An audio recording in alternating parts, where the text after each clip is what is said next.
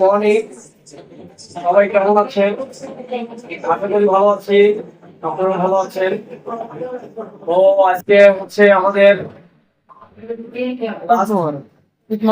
Office holiday. সবাই আমাদের জন্য দোয়া করবেন ইনশাআল্লাহ। আমি আপনাদের জন্য দোয়া করব যেন সবাই বাড়িতে শরীর সালামতে পৌঁছাতে পারি।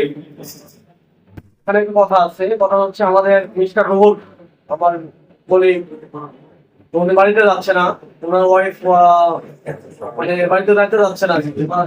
ওয়াইফ আমার সংসারের সাথে ঈদ করার পক্ষে না, তো আমার সাথে কিছু দুঃখের কথা প্রকাশ করলো। সেটা আমি আর কি তাকে বুঝাইলাম যে না ভাই, বাবা মা সাথে ঈদ করা পছন্দ না, ভাই বোন আছে, আত্মীয় স্বজন তাদের সাথে ঈদ করতে হবে।